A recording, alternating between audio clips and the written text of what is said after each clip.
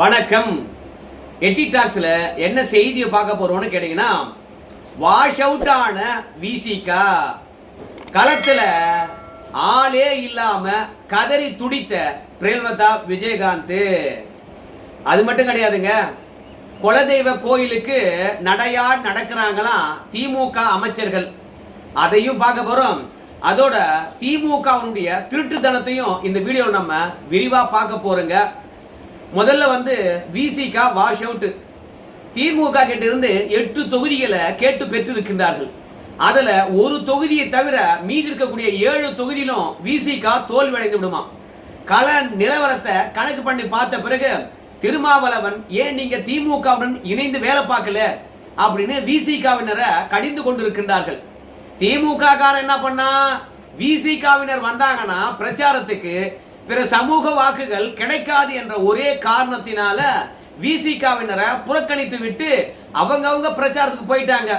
So என்னடா இது, திமுக காரன் தொகுதிக்கு நம்மள கூப்பிட மாட்டாங்களே அப்படின்னு சொல்லிவிட்டு விசிகா காரங்க அவன் நம்மள கூப்பிடல, அவனை மட்டும் நாம கூப்பிடணுமா, நமக்கு என்ன பலம் இல்லையா அப்படின்னு சொல்லிவிட்டு திமுகவுடன் ஒன்றி வேலை செய்யாத காரணத்தினால விசிகா பொறுத்த வரைக்கும் ஒரு தொகுதியை தவிர 7 தொகுதியிலும் படுதோல்வி அடையும் என்ற கருத்து மட்டும்தான் நிலவுகிறதா, கணக்கீடு வந்திருக்கிறதா.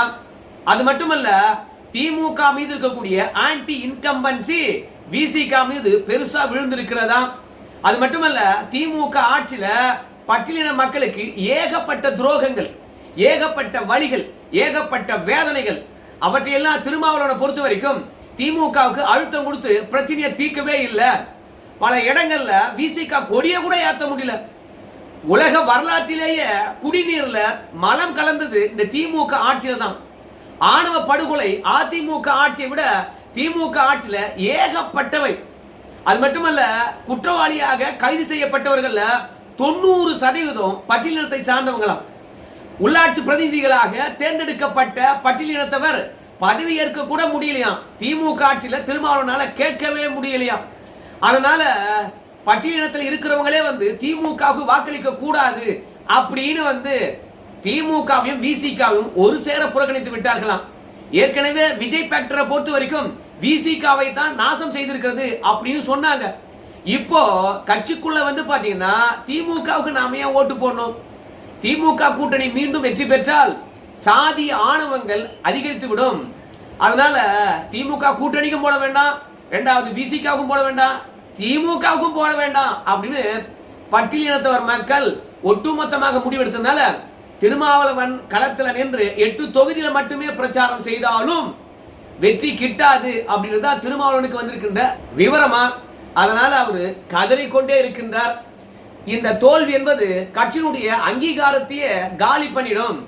ஏன்னா 2 எம்பி தொகுதியில வெற்றி பெற்று விசிகா அங்கீகாரம் பெற்றது. ஆனால் இந்த தேர்தலில் அந்த அங்கீகாரத்தை தக்க வைக்க வேண்டும் என்றால் குறைந்தது 8 தொகுதியாவது வெற்றி பெற வேண்டும். இல்லை என்றால் குறைந்தபட்சம் 4% வாக்குகளாவது இருக்கணும். ஏன்னா ஏற்கனவே அங்கீகாரம் இருப்பதனால அந்த அங்கீகாரம் தொடர்வதற்கு புதுசா அங்கீகாரம் வேண்டும் என்றால் 8% வாக்குகள் பெற வேண்டும். ஆனா விசிகா 8% வாக்குகளை பெறுமா, இல்ல 8 இடங்களை வெற்றி பெறுமா? நிச்சயமா அதுக்கான வாய்ப்பு இல்லை. ஒரு இடம் தான் வெற்றி பெறும் அப்படின்னு திருமாவளவனுக்கு பாத்தீங்கன்னா கருத்து கணிப்பு முடிவுகள் வந்திருக்கிறதா. அடப்போட, நம்ம கட்சியில் இருக்கிறவன் பொறாமையினால பாத்தீங்கன்னா பேசி தொலைப்பான். அதனால திமுக கிட்ட இருந்து தரவுகளை வாங்கி பார்ப்போம் அப்படின்னு சொல்லிவிட்டு திமுக கிட்ட இருந்து திருமாவளவன் அவர்கள் தரவுகளை வாங்கி பார்த்திருக்கின்றார். அதுலயும் சபரீசனை பொறுத்த வரைக்கும் விசிகா வெற்றி பெறக்கூடிய தொகுதி என்ன அப்படின்னு பார்க்கும்போது ஒரே தொகுதி தான் போட்டிருக்காங்களாம். என்னடா இது, எந்த பகுதியில போனாலும் கம்பி கட்டுற வேலையாவே இருக்கிறது. ஒருவேளை கட்சிக்குள் இருக்கக்கூடிய அதிருப்தி தானோ, ஏற்கனவே சட்டமன்ற உறுப்பினர்களுக்கு வாய்ப்பளிக்காம புதியவர்களுக்கு வாய்ப்பளிச்சிருந்தா இந்த பிரச்சனையோ அப்படின்னு நினைச்சுக்கிட்டு ஒரு தொகுதி வெற்றி பெற்றாலும் அடுத்தடுத்து வருகின்ற தேர்தலையாவது வெற்றி பெற வேண்டும் என்பதற்காக ஏற்கனவே மாநில பொறுப்புல இருந்தவங்க எல்லாம் ஒதுங்கி நின்னாங்க. அவங்களுக்கெல்லாம் மீண்டும் மாநில பொறுப்பு தந்திருக்கின்றார். இந்த முறை வாய்ப்பளிக்காம போன்ற முறை சட்டமன்ற உறுப்பினராக இருந்த ஆளூர் சானவாசு மற்றும் பாலாஜி இவங்களுக்கு எல்லாம் பாத்தீங்கன்னா மாநில பொறுப்பு கொடுத்திருக்கிறாரு. சோ கட்சியை மீட்கட்டமைப்புக்காக புதிய பொறுப்புகளை வழங்கியிருப்பதாக தெரிகிறது. இனிமே விசிகா எழுந்து வரும், பழைய சுணக்கம் இருக்காது அப்படின்னு திருமாவளவன் நினைக்கிறாரு. ஆனால் விருதுநகரை தாண்டி தேமுதிக 9 தொகுதியிலும் வாஷ் அவுட் ஆகும் அப்படின்ற தகவல் ஒன் இந்தியாவில் வந்திருக்குது. பிரேமலதா விஜயகாந்தை பொறுத்த வரைக்கும் கோயில் கோயிலாக சுத்துவதாக தெரிகிறது. பிரச்சாரம் பண்ணுகின்ற போது என்ன பேசணும் என்ன பேசக்கூடாது என்ற நிலையெல்லாம் மறந்துவிட்டு கையில கிடைத்த கேஷினுடைய மயக்கத்துல திமுக மீது இருக்கக்கூடிய அதிருப்திய முதலமைச்சருக்கு முன்பாகவே பேசி தீர்த்தாங்க. அதிமுகவுக்கு பிரச்சாரம் செய்வது பிரேமலதாவுக்கு வாடிக்கையாகி போய்விட்டது என்று திமுக காரனே கதறுகின்ற சூழ்நிலை ஏற்பட்டு போச்சு. எப்போதும் அதிமுகவினுடைய விசுவாசியாக இருந்த பிரேமலதாவை திமுகவுக்கு பிரச்சாரம் பண்ண சொன்னா என்ன பண்ணுவாங்க? அந்த அம்மா வாழில அண்ணன் மு.க. ஸ்டாலின் என்ற வார்த்தை கூட வரல. மீண்டும் மறுமுறை அண்ணன் எடப்பாடியாரும் சொல்லிவிட்டு பிறகு மு.க. ஸ்டாலின் சொல்லுகின்ற அளவுக்கு தான் அதிமுகவுடன் இணக்கமா இருந்திருக்காங்க பிரேமலதா விஜயகாந்த். இரண்டாவது, பிரேமலதா விஜயகாந்த் அவர்களுக்கு வாக்கே இல்லை தெரிந்தும் 10 தொகுதி கொடுத்தது மற்ற கட்சிகளை கோபப்படுத்தியது. அது மட்டும் கிடையாது, பிரேமலதா விஜயகாந்தை பொறுத்த வரைக்கும் திமுகவினரை தான் நம்பி இருந்தாங்களாம். ஆனால் ஒரு தொகுதிக்காக பிரேமலதா விஜயகாந்த் அவர்கள் பேசின பேரம் என்பது திமுக காரன அதிர்ச்சி அடைய செய்துதான். என்னடா தொகுதிக்கே இந்த அளவுக்கு பேரம் பேசுறாங்களே, இவங்க வெற்றி பெற்றார்கள் என்றால் ஆட்சிக்காக எவ்வளவு பேரம் பேச மாட்டாங்க. விஜயனால தொங்கு சட்டமன்றம் தான் வரும் என்ற நிலை இருக்கின்ற பொழுது இந்த பிரேமலதா வந்து ஜெயிச்சாங்கன்னா இவங்க கிட்ட பேரம் எவன் பேசினாலும் அவங்க பக்கம் போவாங்க. இவங்களுக்கு கொள்கை முக்கியம் கிடையாது, கோட்பாடு முக்கியம் கிடையாது. தம்பிக்கு சீட்டு முக்கியம், அக்காவுக்கு நோட்டு முக்கியம். அதனால வெற்றி பெற்றாலும் சரி அதிமுக பக்கம் போக மாட்டாங்கன்னு சொல்லவே முடியாது. அதனால இந்த பொம்பளை ஜெயிக்கவே கூடாது. என்னதான் அண்ணன் ஸ்டாலின் நான் திமுக காரியாகவே மாறிவிட்டேன், என்னுடைய சின்னம் உதயசூரியனாகவே மாறி போன மாதிரி ஃபீல் பண்றேன் அப்படின்னு என்னதான் தெலுங்கு பாசத்தை காட்டினாலும் இந்த பொம்பளை ஜெயிக்க கூடாது, இந்த பொம்பளுடைய நினைவெல்லாம் கேஷில் தான் இருக்கிறது அப்படின்னு சொல்லிட்டு திமுக காரனே சோழி முடிச்சிருக்கிறானா பிரேமலதா விஜயகாந்த். பிரேமலதா விஜயகாந்த் பிள்ளையை தவிர பிரேமலதா கூட டெபாசிட் இழப்பாங்களாம், அந்த அளவுக்கு மோசமா இருக்குதா ரிஷிவந்த்.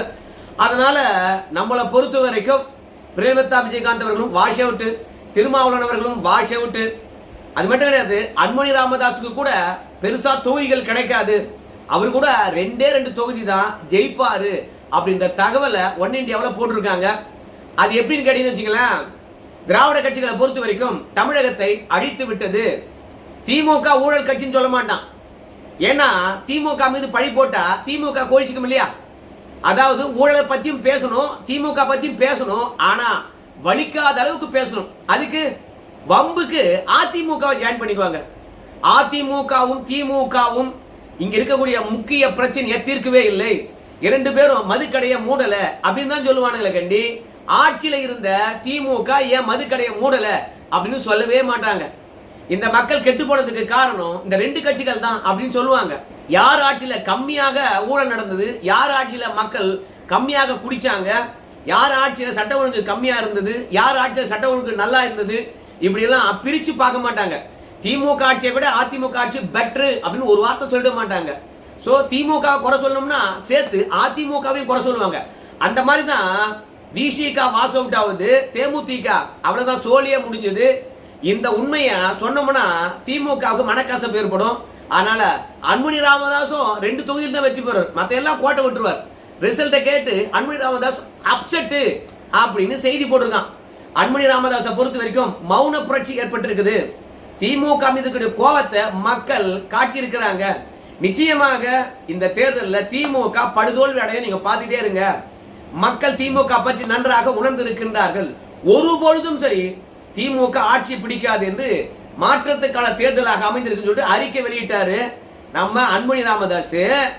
அதுலயும் திமுக ஆட்சி போது என்று சொன்ன உடனே மக்கள் எல்லாம் மகிழ்ச்சியா இருக்கின்றார்கள். எங்க தொண்டருடைய முகத்துல மகிழ்ச்சியை பார்க்க முடியுது.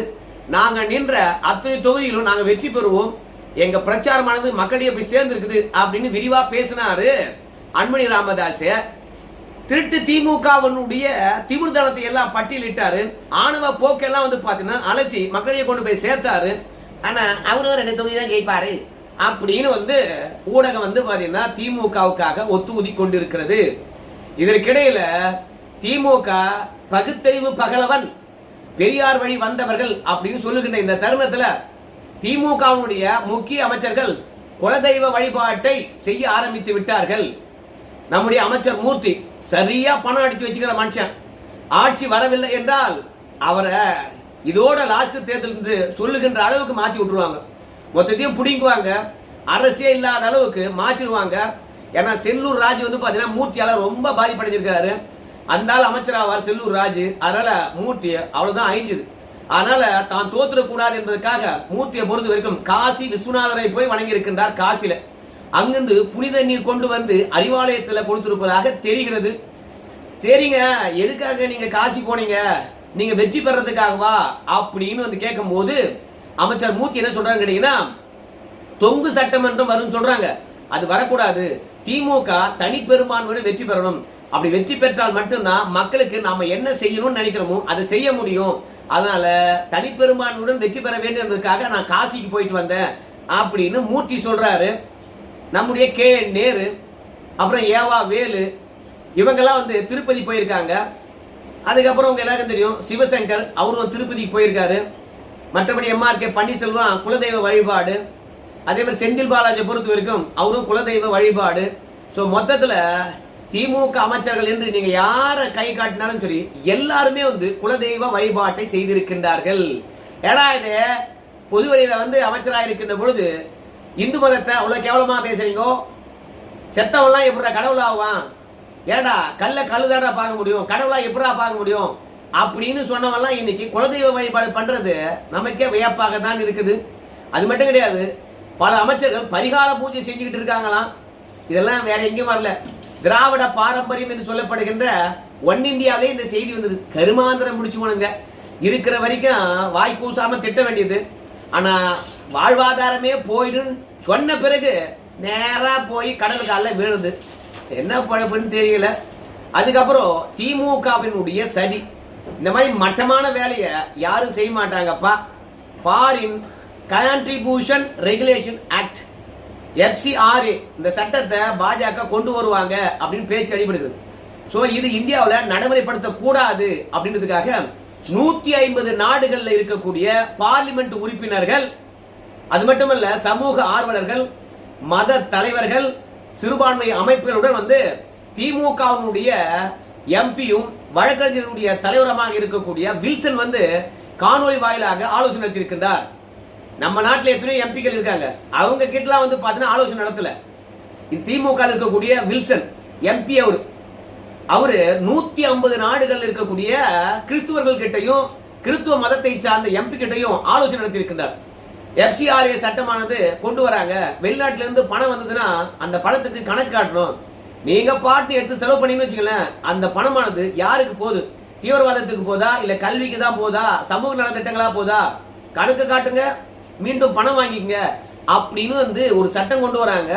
ஆனால் அந்த சட்டத்தை நடைமுறைப்படுத்த கூடாதுன்னு சொல்லிட்டு வெளிநாட்டில் இருக்கக்கூடிய எம்பிக்களுடன் வந்து திமுகவுடைய எம்பி வில்சன் ஆலோசனை நடத்தினாராம். மத தலைவர்கள், சிறுபான்மை தலைவர்கள், சமூக ஆர்வலர்கள், பெண் உரிமையாளர்கள், பெண்களுடைய உரிமைக்காக போராடக்கூடிய பெண்ணின ஆர்வலர்கள் என்று சொல்லிட்டு பல பேர் வந்து அந்த ஆலோசனையில கலந்து கொண்டார்களாம். அப்படி கலந்து கொண்ட பிறகு வில்சன் கிட்ட அவங்க சொன்ன தகவல் கேட்டீங்கன்னா, இந்த சட்டத்தை கொண்டு வரக்கூடாதுன்னு சொல்லிட்டு ஒரு பெரிய போராட்டத்தை முன்னெடுங்க அப்படின்னு சொல்லியிருக்கிறாங்க.